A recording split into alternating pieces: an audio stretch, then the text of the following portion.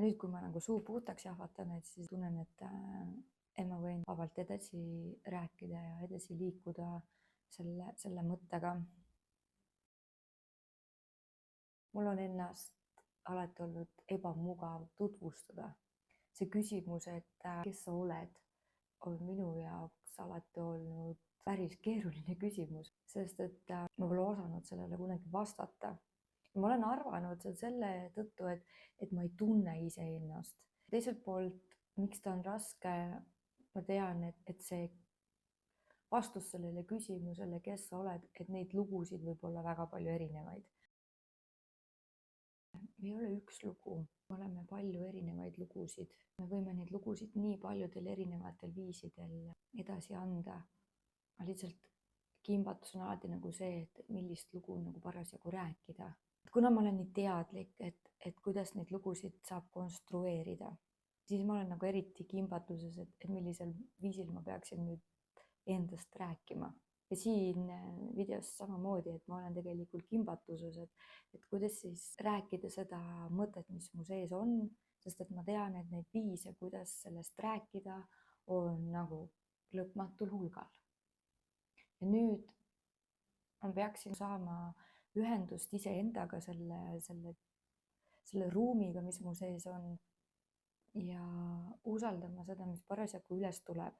Ja siis samal ajal ma ei saa usaldada mingil määral, sest et mu sees on see teadmine, et ma tahan selle video ju avalikult üles panna, siis ma pean rääkima mingil teatud viisil, et ma ise oleksin rahul, et minu rahulolu nagu sõltub sellest, et kui ma panen näiteks selle ja selle osa kokku ja esitlen seda nüüd ülipõnevalt, et siis ma kindlasti meeldin nendele inimestele, kellele ma parasjagu seda räägin. Ehk siis meeldimise soov, see tunnustamise vajadus, see, et mind võetaks vastu, et see on olnud mul nii kohutavalt tugev tunne, et ma olen nagu äärmiselt mõjutatud sellest.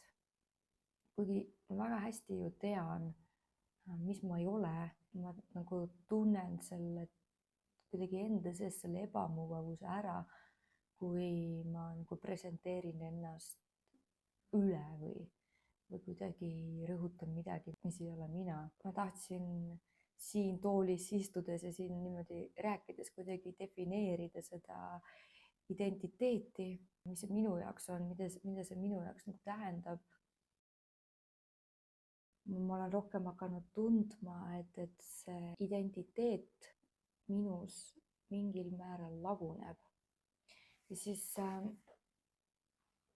ma ei usu sellesse, et see on mingi püsiv asi. Ma ei usu sellesse, et on nagu ka mingid püsivad väärtused. Et ma usun, et me inimestel nagu aja jooksul ikkagi muutume, areneme, kasvame. Sellega muutub ka ju ikkagi arusaam iseendast, et me nagu saame parema ühenduse iseenda hingega. Et see hinge olemus tahab ka kasvada ja areneda. Me kogu aeg ju räägime sellest, et kõik asjad muutuvad. Et miks me siis arvame, et see hinge olemus ei muutu? Mina ise usun, et see identiteet on meie enda konstruktsioon.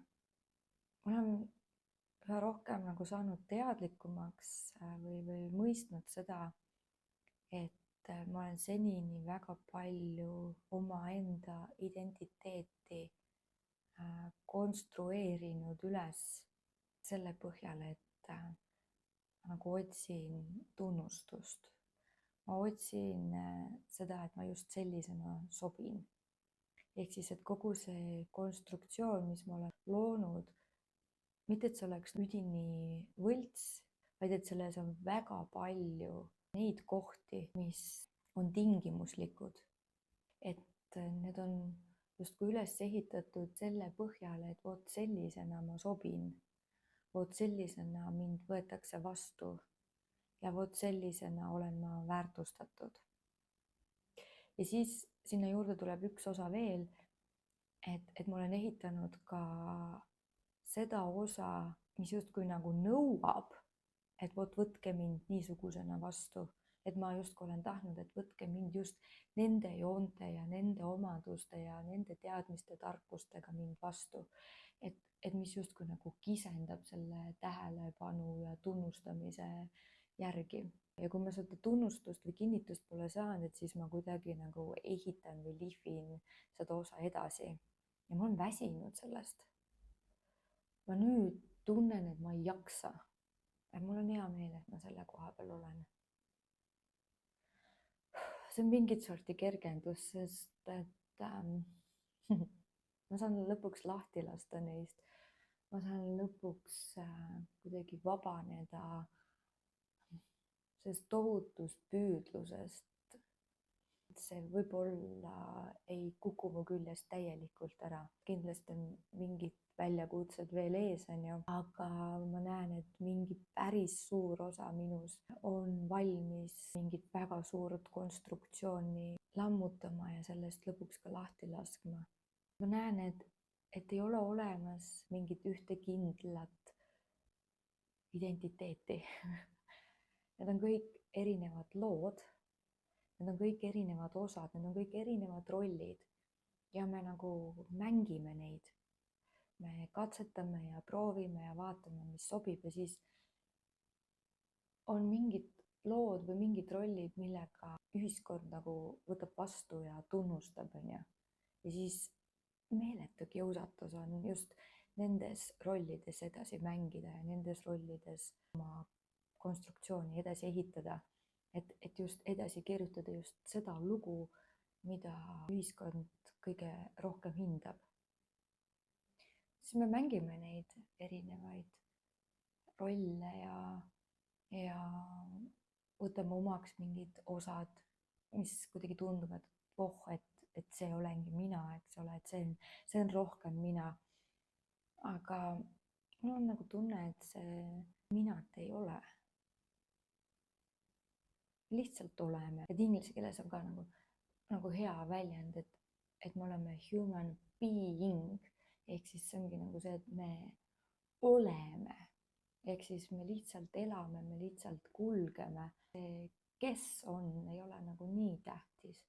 Aga me nii oleme selline väga individualistlik ühiskond ja iga isik on indiviid ja ta on nagu nii eraldi ja tal on midagi, mis on unikaalne ja nii edasi. Me ajame nagu seda erilisust nii hirmsasti taga ja püüame seda leida ja nagu kuidagi esitleda ja selle järgi toimida, siis ma nagu hakkan nagu rohkem ja rohkem kuidagi tundma seda, et indiviidiks olemine hästi palju eraldab meid sellest, mis me tegelikult oleme. Et kui me oleme hinged, kes on tulnud siia maa peale kogema selleks, et ise kasvada ja areneda, siis hingolevustena me oleme ju üks suur energia ja see kõik on ju meil ühine. Me kõik pärineme sellest ühisest allikast ja minu meelest on meil nagu rohkem kõigega ühisosa kui seda erisust. Ja kui me räägime, kes sina oled, siis me kuidagi rõhutame seda eraldi olemist, seda individuaalsust, seda isikupära, kuigi võiks ju rohkem rõhutada seda, et kuidas sa oled. Aga jah, et me kõik nagu otsime seda iseennast. No mina nagu hakkan üha enam nagu liikuma sinnapoole, et seda iseennast kui niisugust sellisel kujul ei ole, vaid et ise võib-olla peitubki üksteist nagu selles, et me lihtsalt igaüks saaksime kogeda seda, mida me kogeme. Et me oleme need kogemused, et kes sa oled, siis kogu see kogemus, see, kuidas ma olen nagu elanud, see olengi mina. Aga seda on nagu väga keeruline kuidagi teisele lühidalt sõnadega edasi anda, sest et sõnad ei ole kogemus. Kuigi jah, me püüame, ka mina püüan, mul on ka see kihk sõnastada asju ja väljendada neid kogemusi. Et sellepärast ma ju kirjutan luuletusi ja ilukirjandust ja kunst ja muusika ja kõik see loomine, et see on kõik ju meie selline kogemuse väljendamine, omaenda elu väljendamine. et ei ole vaja ennast kuidagi defineerida, vaid et on vaja lihtsalt olla kohal ja tunda, mis sa parasjagu sellel momendil oled, kuidas sa oled ja mida sa koged.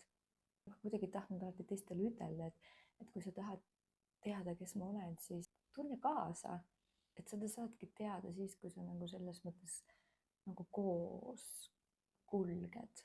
Võib-olla peaks ikka õppima rohkem nagu sellest lahti laskma, et ei ole niisugust asja, et see olengi mina, vaid et lihtsalt, et see tundub õige, see kutsub, see identiteet on lugu ja sa saad ise valida, kuidas sa seda lugu parasjagu räägid, ja siis tunnetada ja vaadata, et mida see lugu sinuga teeb.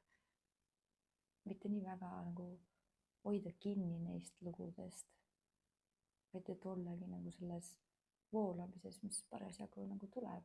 Kogemused ka ju muutuvad, need tunded su sees ka ju pidevalt muutuvad. Et näiteks minagi juba video alguses olin üks ja nüüd video lõpus olen hoopis teine inimene. Ja kus seal siis see identiteet on, vahest see polegi nii oluline.